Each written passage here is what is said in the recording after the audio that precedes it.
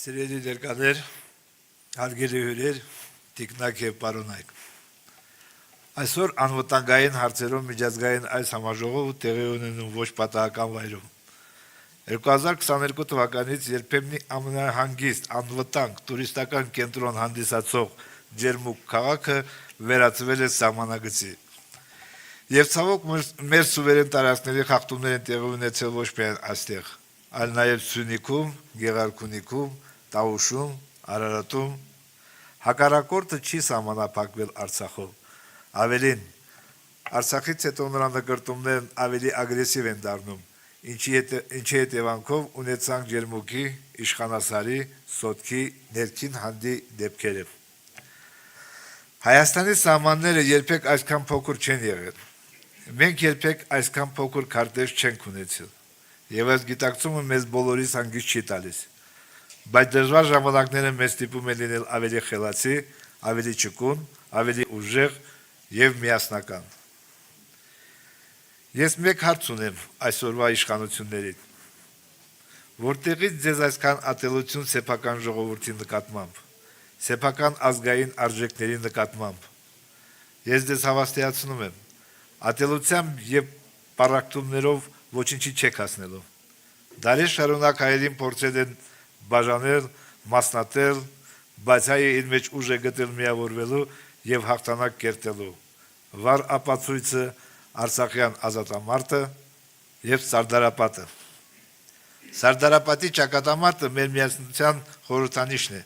որի արդյունքում կերտվեց Հայաստանի առաջին հանրապետությունը, որովհետև կողք կողքի կռվում էին գյումրեցիները, երևանցիները, էջմիածիները եւ Արցախի ժամանած մահապարտների գունդը։ Ոչինչ չի փոխվել, ինչքան էլ փորձեն հակառակը համոզել։ Մեր նախնիների արյունը մեր մեջ, իրենց գենը կրողն ենք մենք, եւ սա պարզապես խոսքեր չեն։ Նույն 2022 թվականին Ջերմուկի ռազմական գործողությունների ժամանակ օգնության եկավ Արցախից ստորաբաժանումները։ Առանց վառելիքի, հացի, դեղորայքի, շրջափակման պայմաններում արցախցիները իրենց արյան կանչով եկան ի սատարում իրենց եղբայրների։ Այդպես եղել է, այդպես էլ կլինի։ Փոխվել է ժամանակակից պատերազմների փիլիսոփայությունը եւ տրամաբանությունը։ Մեր աչքերի առաջ տեղի են ունենում գլոբալ աշխարհաքաղաքական փոփոխություններ, եւ մենք միշտ պատրաստ պիտի լինենք պաշտպանվելու եւ դիմակայելու ցանկացած մարտահրավերների։ Համաշխարհային անվտանգային համակարգը եւս փլուզում է, միջազգային մեխանիզմները թուլանում են։ Մեզ նման փոքր պետությունների համար գերակա խնդիր է ունենալ գործուն եւ կատարելագործված զսպման մեխանիզմներ։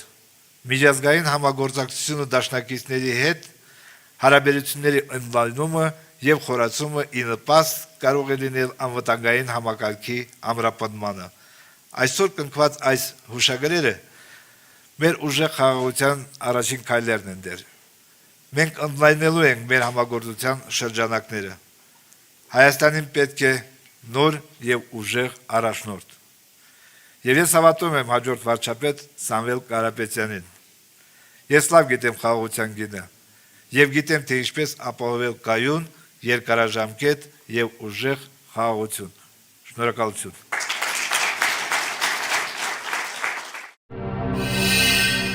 Բաժանորդագրվեք Արմադ մեդիայի ալիքներին YouTube-ում, Facebook-ում, Instagram-ում եւ Telegram-ում։